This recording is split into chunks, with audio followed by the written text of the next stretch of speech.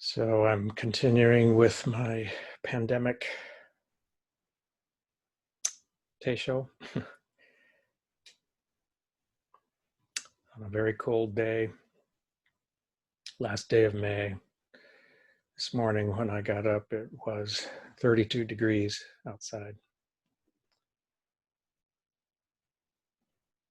It's kind of interesting to think about coming into late spring with a frost warning.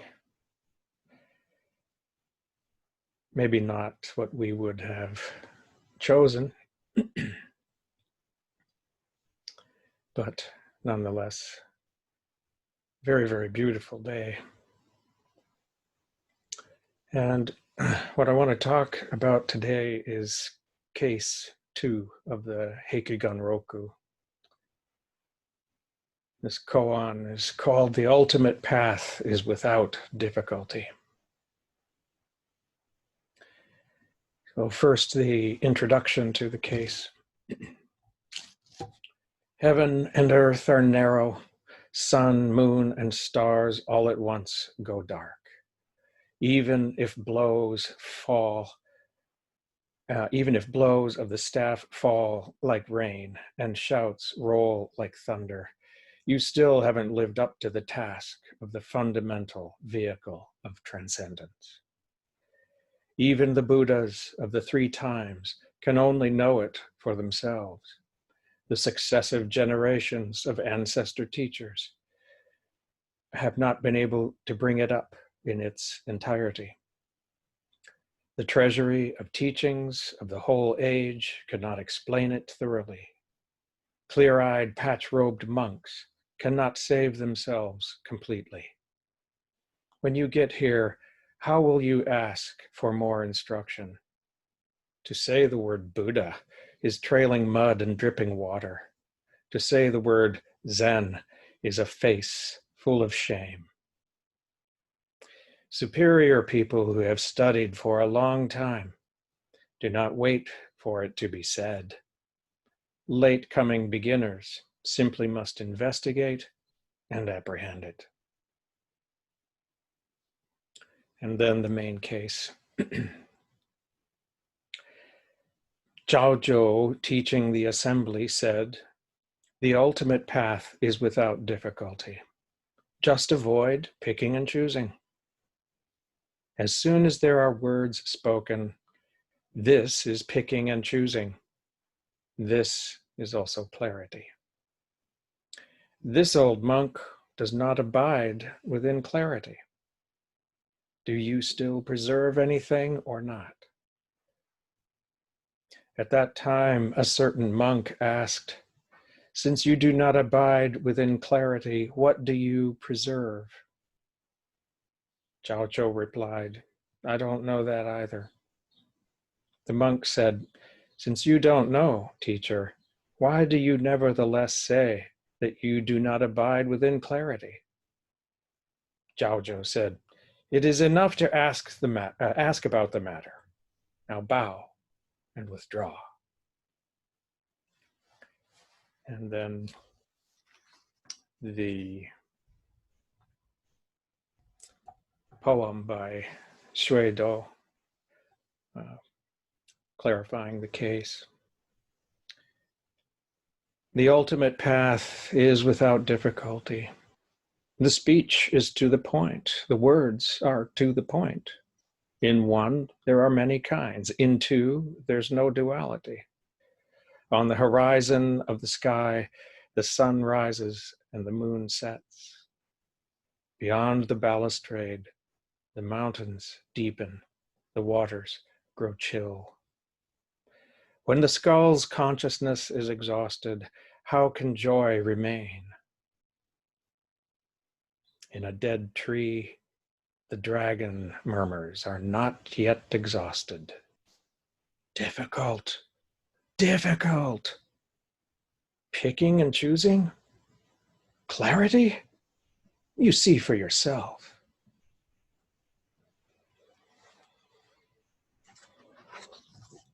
So,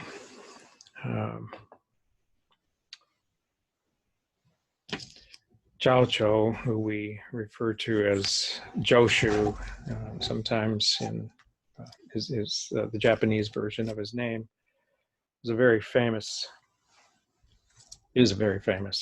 Tang dynasty master. And he comes up in multiple cases in the Heikigan, the Blue Cliff Record.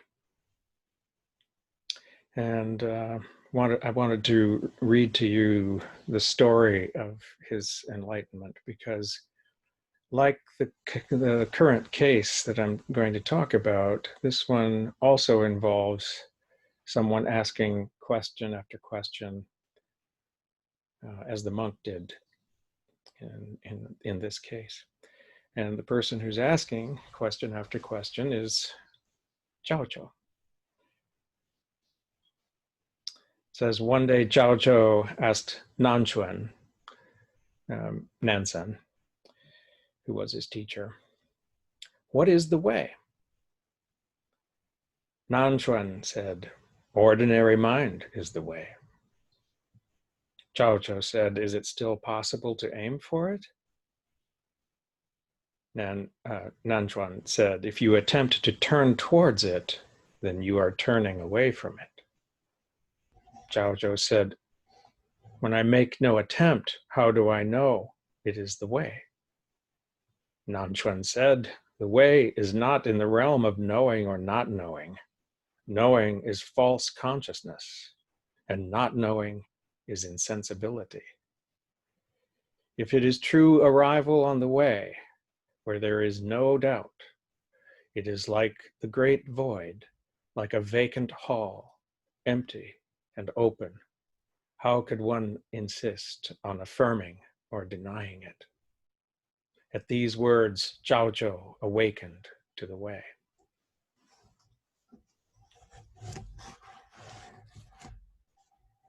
So,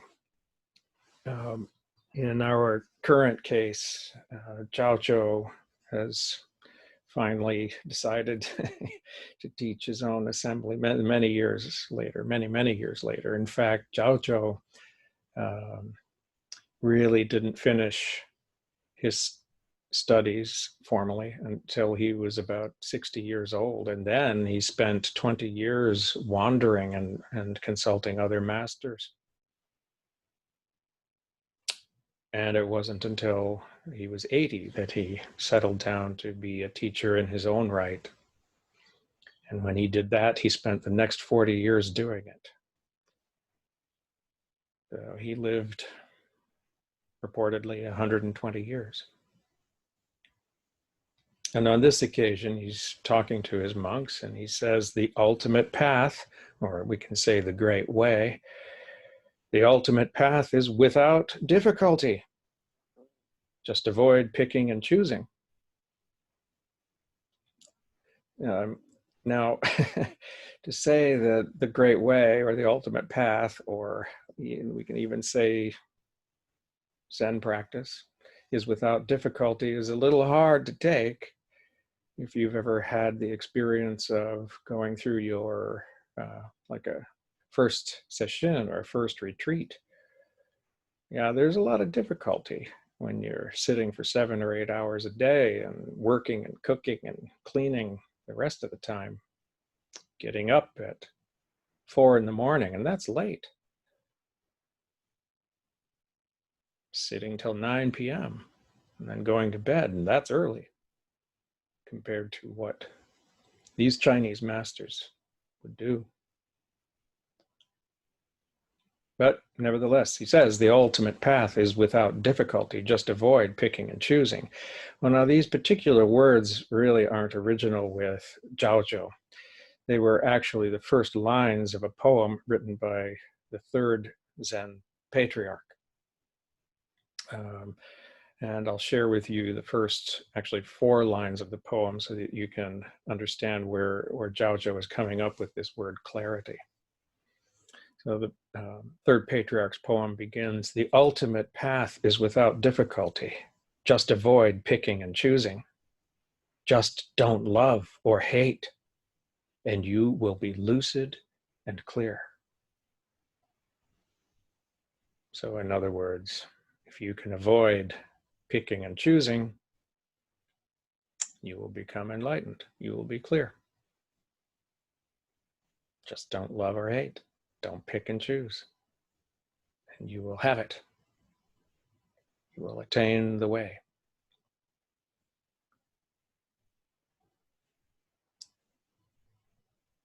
Well, it's quite common to hear this phrase, just avoid picking and choosing, and all will be clear.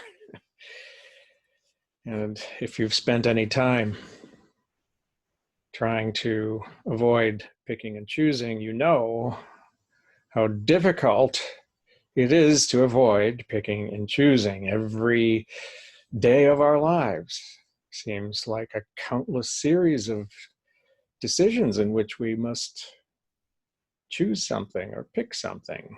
Should I go to the party? Should I stay home? Should I sleep in tomorrow? Or should I get up like always?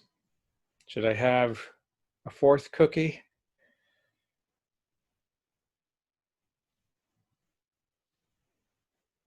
Should I help those people doing that work over there? Or should I kick back? Should I wear a green tie or a blue one or no tie? Lots of questions, lots of decisions, countless instances of picking and choosing. But you can go ahead and try. You can try to do as the third patriarch suggests and avoid picking and choosing. Now, let me know how that works out for you. Because at some point, somebody's going to say, what do you want for dinner? And you're going to have to pick and choose. You're going to have to make an answer. Now, some people will take a risk and they'll say, I don't know, I don't care, whatever you want.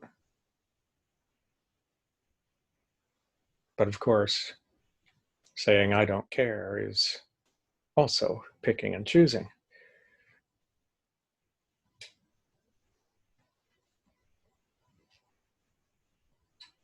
Do you want chocolate or vanilla or strawberry? Can't make up your mind? How about chocolate, vanilla, and strawberry swirl? But you still have to decide. And if someone asks you and you say, I don't care, whatever you pick is fine. Okay. But why do you think you should be privileged to not have to pick and choose and leave it up to somebody else? Why are you making someone else pick and choose? Why are you depriving them of the ultimate path? Who gave you the right?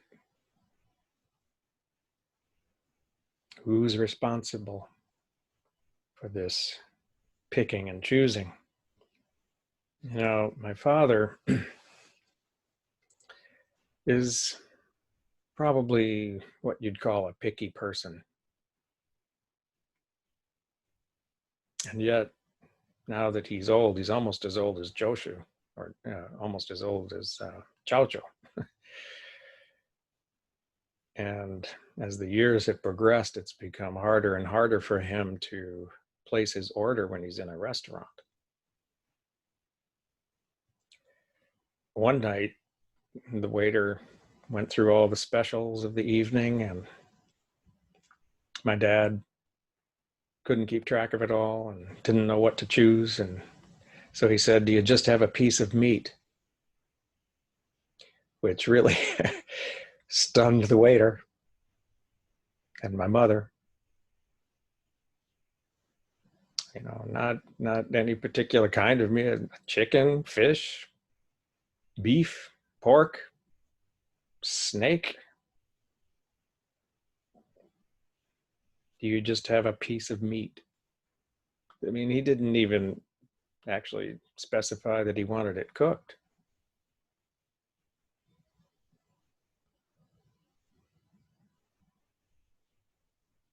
And he's even given up on that. So my mother chooses his menu for him. Not that he couldn't do it, he just doesn't. But when you are coming close to having been alive for a century, maybe you can be excused.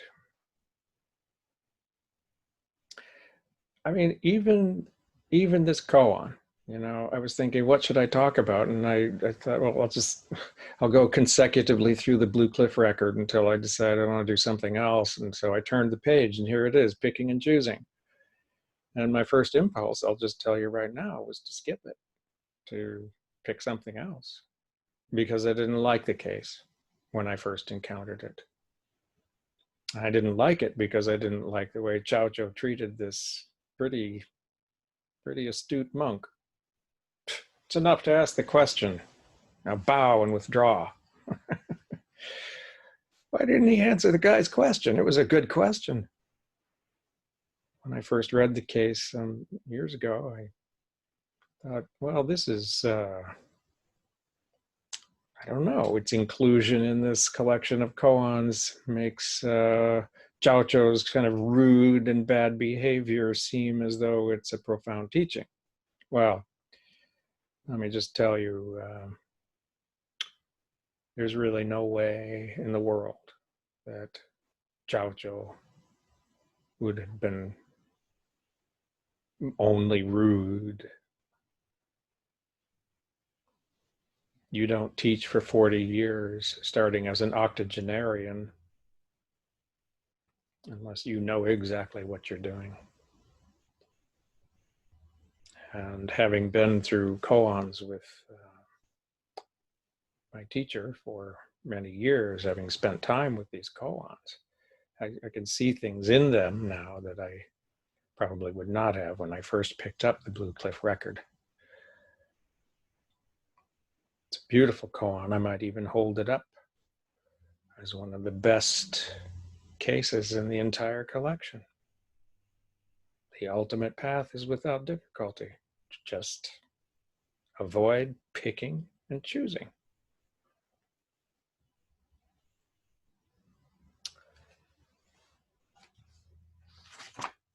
But so hard to do.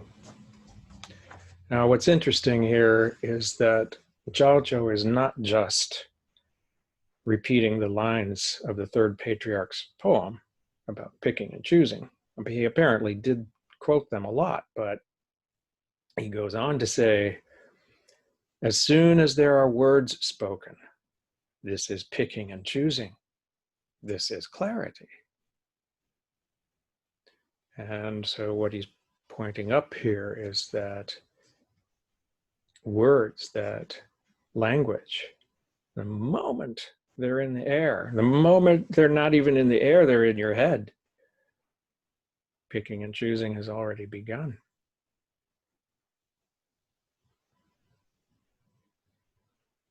Because the nature of language, which is a reflection of the nature of thought, is already a matter of picking and choosing. That's what words do, is that they sort and they filter. You should spend some time thinking about that.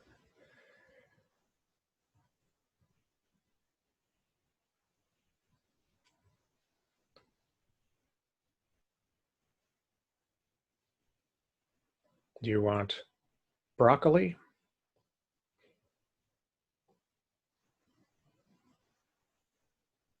I don't know. What else is there? Well, there's cauliflower. Oh. Do you want it to be warmer? Warmer than what? You see, the interesting thing about language is that we use it to divide up experience so that it can be meaningful for us. And we have to do that And as I've pointed out in other talks, that's the only way we can ever perpetuate the Buddha Dharma, is to use words to divide this kind of experience from that kind of experience, but it's always provisional.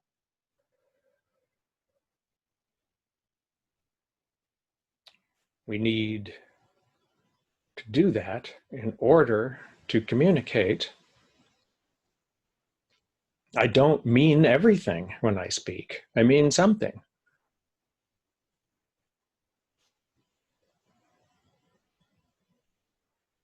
The problem so often, however, is that we tend to want to, it's called reifying. We want to reify language. We want the language, we want the words to be the thing itself. We want enlightenment to be found in the words themselves. And so this is where this metaphor comes from of the finger pointing at the moon. The moon is a symbol of enlightenment. The finger pointing at the moon is the teaching. So you can't mistake one thing for the, you should not mistake one thing for the other. It is not the words about the Dharma or about enlightenment that is enlightenment. There's enlightenment, and then there are words about enlightenment. So when you point your finger at the moon, that is, when you try to teach somebody about enlightenment or about the path or the Buddha's teaching, it's quite common for them to mistake the words for the teaching. We say, don't focus on the finger, focus on what the finger is pointing at.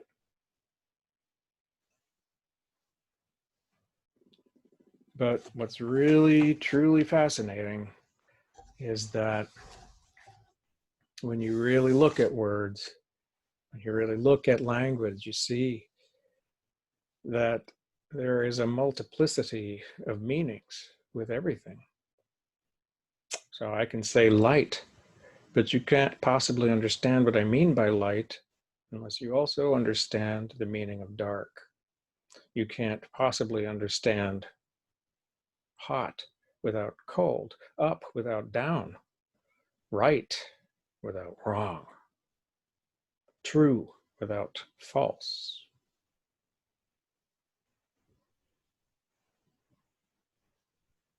And this is why I often tell my students, all thinking, all of it, every scrap of it, is comparative. Even if you are very single-minded, very tightly focused in your use of words, of language, no matter what, you will never evade the comparative nature of words. And so interesting that Jojo says, as soon as there are words spoken, there's picking and choosing and clarity. In other words, if picking and choosing could be thought of as delusion or attachment and suffering, clarity as enlightenment, both things are true as soon as there are words spoken.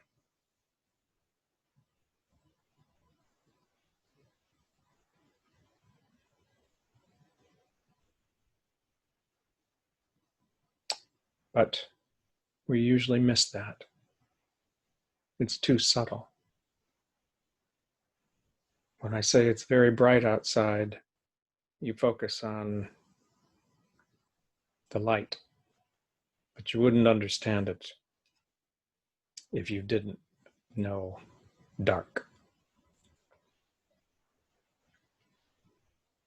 And this has a great deal to do with how we perceive the relative freedom we experience in our lives.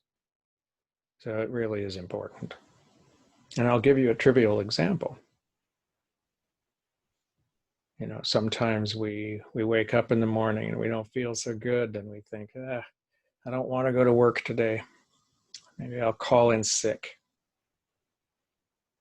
But you don't. You drag yourself to the shower, you get ready to go, you drive your car, you park, you go in, you work the day. But in the back of your mind, there's a story, and the story is you went to work even though what you really wanted to do was to stay home because you didn't feel good. You were sick.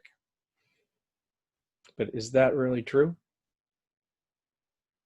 You had the opportunity, you could have called in sick. The employer would have accepted that. They let you do that. They give you a certain number of sick days to do that, but you didn't do it. You tell yourself you did something contrary to what you really wanted to do. I really wanted to stay home, but I went to work anyway. No, no, what you really wanted to do, really, really, really, is to go to work. Hard to admit, but that's what you really wanted to do. There was no puppet master making you go to work. You did that. You're responsible for having picked work over a sick day. And the point here is that really everything we do, absolutely everything we do, is a free choice. Everything. You can't avoid or even evade your own freedom. You already have it, but most of us don't realize it. Or we realize some parts of the freedom that we have, which is illimitable. And we don't realize the full extent of it. And that's where practice comes in, because practice allows us to see all this foolish, self-induced suffering was unnecessary.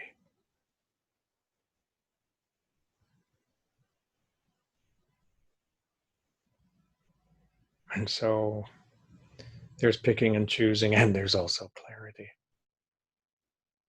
Everything is here. Everything is included. Nothing is excluded. The mind encompasses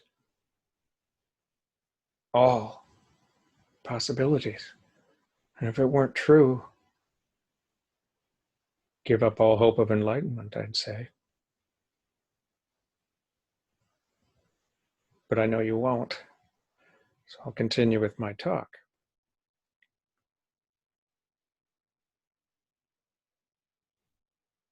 And we can consider the other lines of the case where Jojo presents this teaching about as soon as words are spoken, this is picking and choosing, and this is clarity, and finishes up by saying, this old monk, meaning himself, I do not abide within clarity.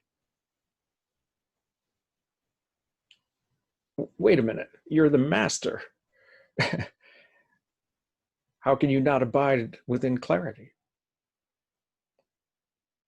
He's pretty cagey because, you see, he knows his monks are looking at the business of picking and choosing, of having preferences and of self-clinging as the cause of suffering. And they're right. That's true. That's just the Four Noble Truths right there. You want things and you don't get them and you suffer. You picked something, you chose something and you didn't get it, and so you suffered. Or you chose to not have something and you got it anyway. Your bad marriage, your lousy car, your rotten job. You wanted something else, but that's what you got, and so you suffer.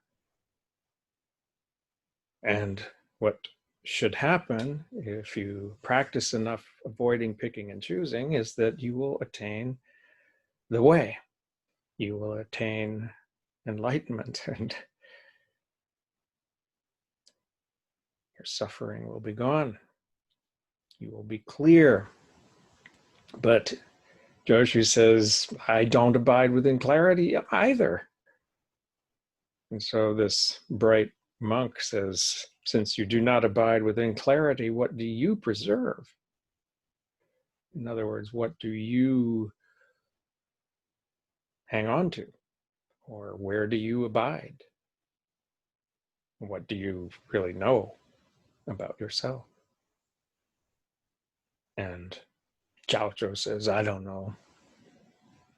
It's interesting because the last talk I gave also had this phrase, I don't know.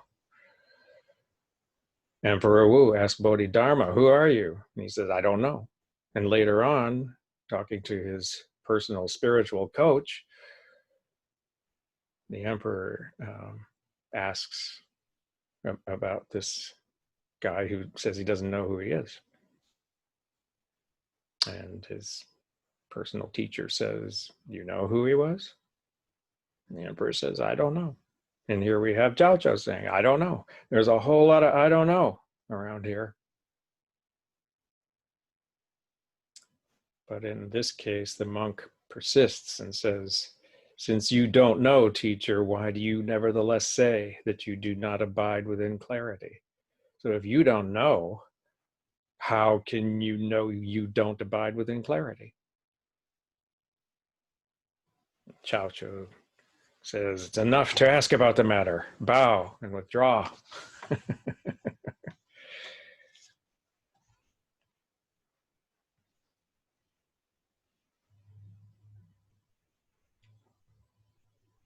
It's enough to ask about the matter. Has a particular kind of resonance, I guess I would say. You know, it may seem very dismissive of this rather brilliant monk, but the problem is the monk is looking at things as if they had two heads. On one hand, there's picking and choosing, and on the other hand, there's clarity. And this monk wants this algebra of Zen to be finished up like it's an equation, resolved in some way. And Jojo will have nothing of it.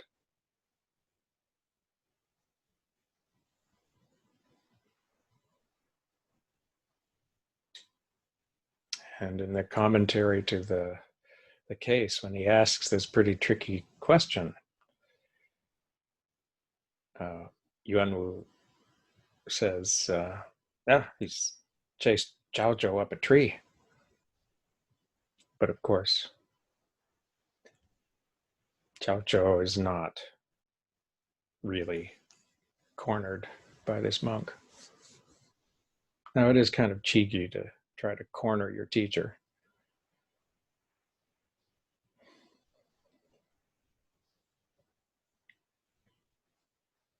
Some might even consider it to be rude to try to make the teacher be mathematically consistent or formulaically consistent. I was told this story once about my teacher's teacher, Mezumi Roshi, who had told his students that he did not believe in God.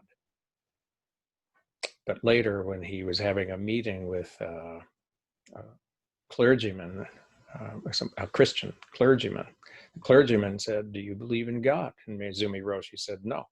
I said, yes, I do. And the students overheard this and heard the contradiction. And then later they said, Roshi, why, you told us you didn't believe in God, but you told him you did. You know, what gives? And Mezumi Roshi just laughed. You know, teachers aren't consistent. And it's not because they don't know themselves. It's because they don't know who they are. Another way to put it is when we are teaching, we adjust the teaching for whoever is listening. and we adjust it to accord with the circumstances of the teaching, the time, the place. So it may look as though it's inconsistent and yet be quite consistent. And the Buddha was this way too. Somebody would ask him a question and he would give an answer. Someone else at a different time would ask the exact same question and he might just sit in silence and refuse to answer.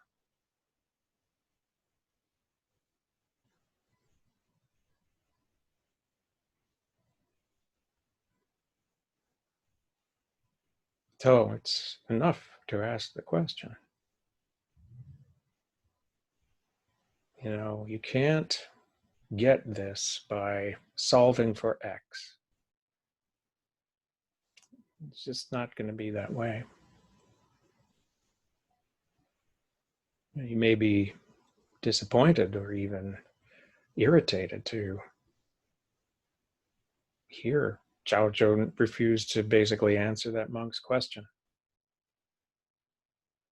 And you may wonder yourself, how can I avoid picking and choosing because I really want to attain the way? Well, I'm sorry. I'm sorry Jojo didn't answer the monk.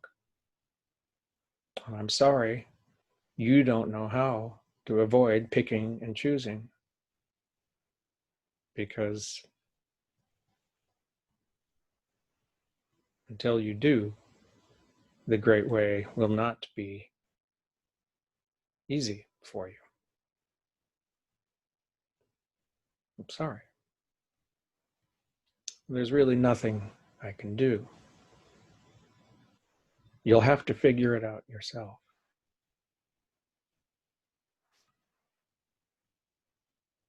Everybody else had to too.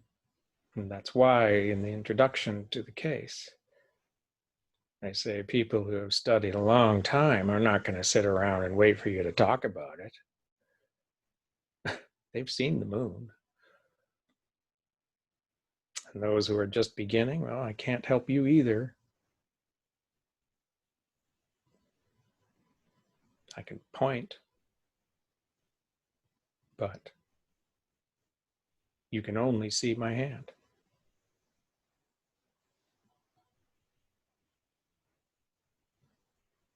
You have to really penetrate into this business of where it is you truly abide and what it is you think you know or don't know.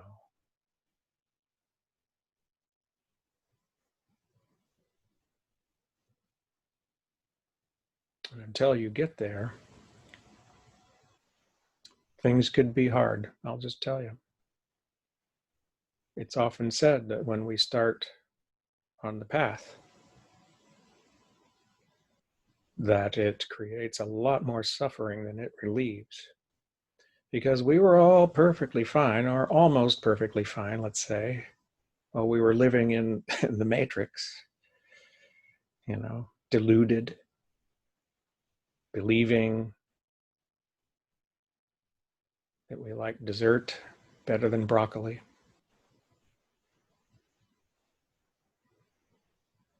And then we started to hear about Zen, and things changed. And suddenly we discovered there's a whole lot of stuff I need to deal with. And it's hard. And it's just hard. And there were times when I was practicing with a koan, some of the early koans. So hard for me. I was so blocked, so caught up, so attached. I couldn't see my way through. When I finally did, even that hurt. There was some relief too, but it was like the relief of having, um, you know, like a cement block in your chest removed, so there's relief. But it was removed through my throat.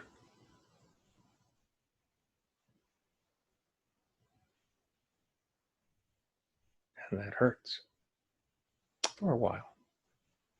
But over time, it gets a little better.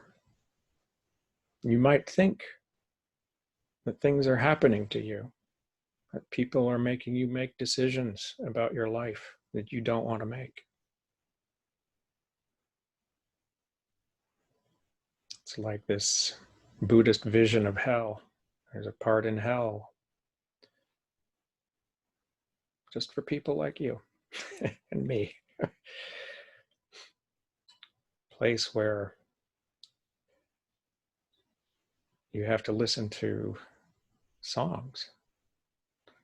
Doesn't sound so bad, does it? Listening to songs.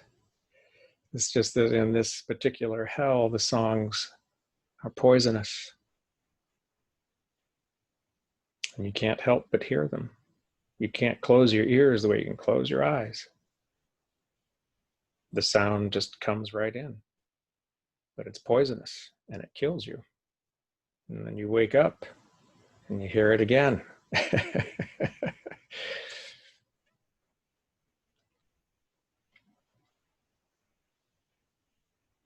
And you just keep listening and dying, listening and dying.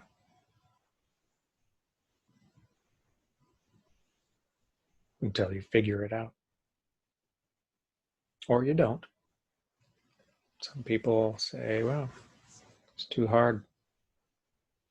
I can't just sit there. It's too hard. Okay. Make up your mind. Do you want it or don't you? It's your choice. Thank you for listening.